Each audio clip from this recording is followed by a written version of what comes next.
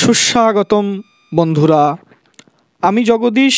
আমার YouTube channel Jagadish টিউটোরিয়ালসে আপনাদেরকে আমি আমন্ত্রণ জানাই।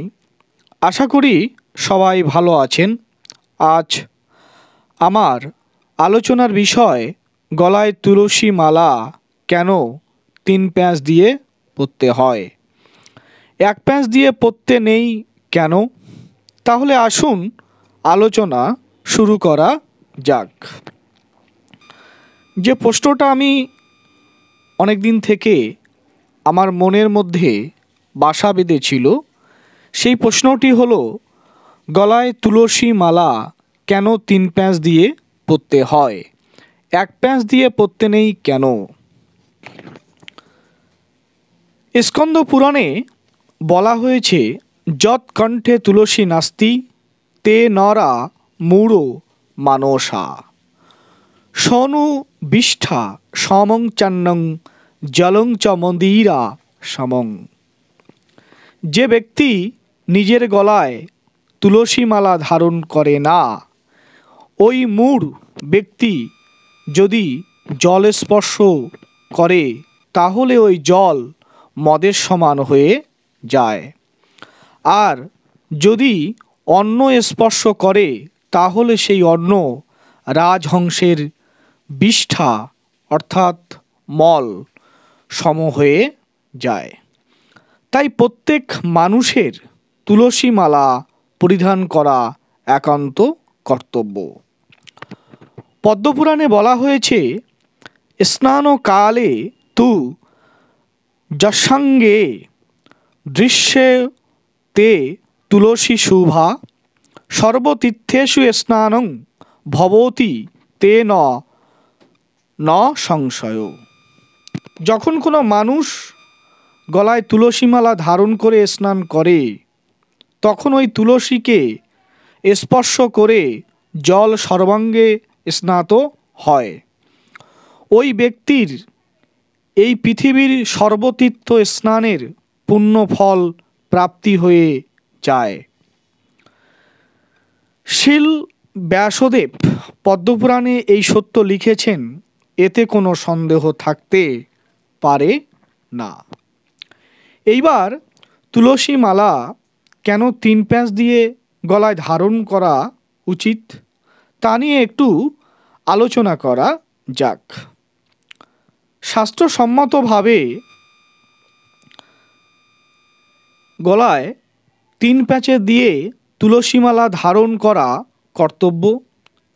কারণ স্মৃতিশাস্ত্রে 3 প্যাঁচ দিয়ে তুলসী মালা ধারণ করার কথা উল্লেখ করা হয়েছে। 3 প্যাঁচ দিয়ে তুলসী মালা ধারণ করার সময় 3টি প্রতিজ্ঞাবদ্ধ হতে হয়। বিষয়টা খুবই গুরুত্বপূর্ণ। প্রথমটি হচ্ছে, প্রথম প্যাঁচ দিয়ে বলতে হয়, আমি নিজেকে উদ্ধার করিব এবং হরিনামের দ্বারা। দ্বিতীয় প্যাঁচ দিয়ে বলতে হয়, আমি আমার পরিবারকে উদ্ধার করব হরিনামের দ্বারা।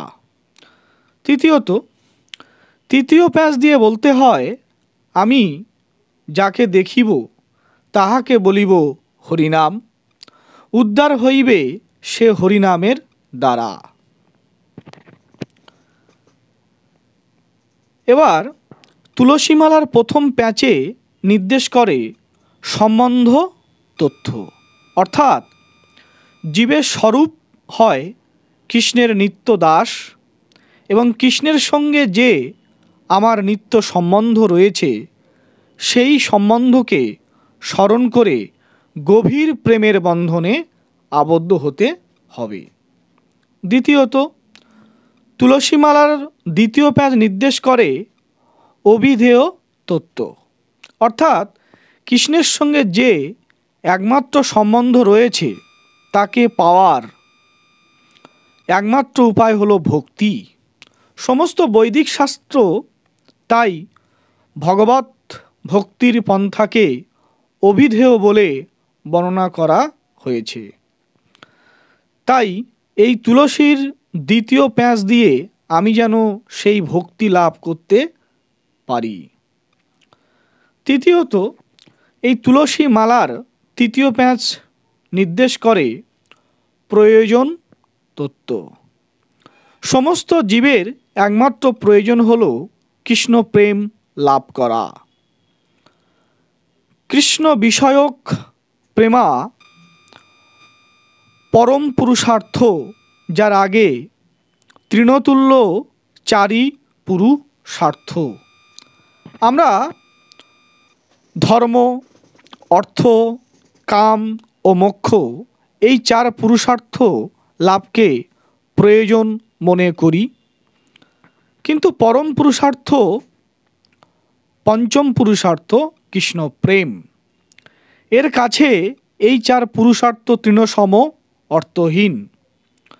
কৃষ্ণ প্রেমের আনন্দ একটি অমৃতের সমুদ্রের মতন, যা তুলনার অর্থ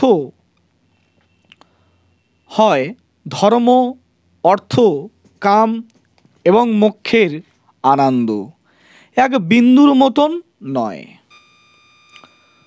তুলসী মালার তিন প্যাঁচ সত্য, রজ ও তম এই তিন গুণের ভারসাম্যকে নির্দেশ করে।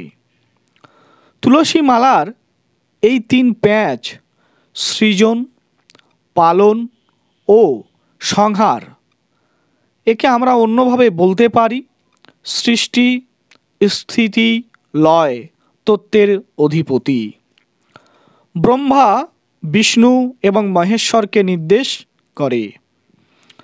তুলসীমালার এই তিনটি প্যাঁচ পবিত্র তীর্থ, গঙ্গা, যমুনা ও সরস্বতী নদীর স্তোত্রকে নির্দেশ করে। এই তুলসীমালার এই তিন প্যাঁচ ব্রহ্ম অর্থাৎ ওং যোগীর কাছে, পরমাত্ম অর্থাৎ পরমাত্মা যেটাকে আমরা বলছি জ্ঞানীর কাছে, ও ভগবান মানে ভক্তের কাছে, এই তিন তত্ত্বকে নির্দেশ করে। তুলসীমালার এই তিন প্যাঁচ বৈধ ভক্তি, রাগানুভক্তি ও রাগ আত্মিকা ভক্তি এই তিন প্রকার ভক্তিকে নির্দেশ করে। তুলসী মালার এই তিন প্যাঁচ শ্রী ভগবান, ভক্তি আর ভক্ত এই তিন তথ্যকে নির্দেশ করে, যার মধ্যে ভেদ নেই। তুলসী মালার এই তিন প্যাঁচ গুরু, বৈষ্ণব আর ভগবান এই তিন তত্ত্বকে নির্দেশ করে। তুলসী মালার এই তিন প্যাঁচ গৌর, নিত্যানন্দ এবং অদ্বৈত এই তিন বিষ্ণু তত্ত্বকে নির্দেশ করে। তুলসী মালার এই তিন প্যাঁচ বৈধ ভক্তি, রাগানুভক্তি ও রাগাত্মিকা ভক্তি এই তিন প্রকার ভক্তিকে নির্দেশ করে এবং তুলসী মালার এই তিন প্যাঁচ শ্রী ভগবান, ভক্তি আর ভক্ত এই তথ্যকে নির্দেশ করে, যার মধ্যে ভেদ নেই। ভেদের কোনো ভেদাভেদ তিনি করতে চাননি ভক্তদের আর মধ্যে। ভগবানের কাছে ভক্তই সব থেকে বড়, ভক্তের উপরে ভগবান নয়। তুলসী মালার এই তিন প্যাঁচ গুরু, বৈষ্ণব আর ভগবান এই তিন তত্ত্বকে নির্দেশ করে। এখানে তুলসী মালার এই তিন প্যাঁচ গুরু অর্থাৎ যার নির্দেশেই পিতামাতার পরের স্থান হচ্ছে গুরু, সেই গুরুর নির্দেশেই জগতের পথ চলা, সঠিক পথের সন্ধান দেওয়া, তাকেই বলা হয় গুরু। অর্থাৎ তিনি শিক্ষাগুরু হতে পারেন, দীক্ষাগুরু হতে পারেন, অন্নগুরুও হতে পারেন। বৈষ্ণব অর্থাৎ বৈষ্ণব সম্প্রদায়ের কাছে যিনি শত রাগান্বিত হয়েও কোনো কটু কথা উচ্চারণ করবেন না, অর্থাৎ তিনি সকল সময় নম্র থাকবেন, ভদ্র থাকবেন, মৃদুভাষী হবেন এবং আপাপ আচার আচরণে তার প্রভাব যথেষ্ট বিস্তার করবে। এবং ভগবান অর্থাৎ এই পরম প্রেমময় ভগবানের কাছে নিজেকে আত্মসমর্পণ করাই হচ্ছে মূল উদ্দেশ্য। সেই জন্যই আমরা কণ্ঠে তুলসী মালা 3 প্যাঁচ দিয়ে ধারণ করব।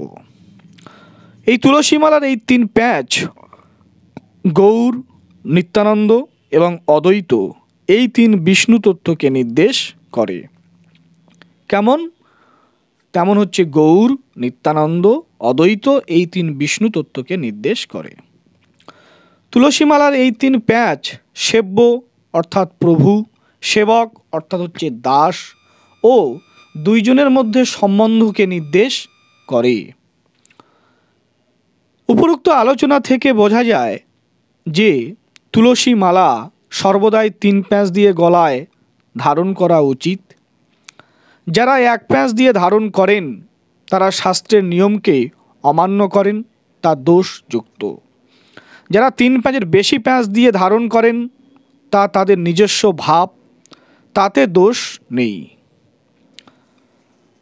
তা বন্ধু, আজ এই পর্যন্তই। সকলকে ধন্যবাদ।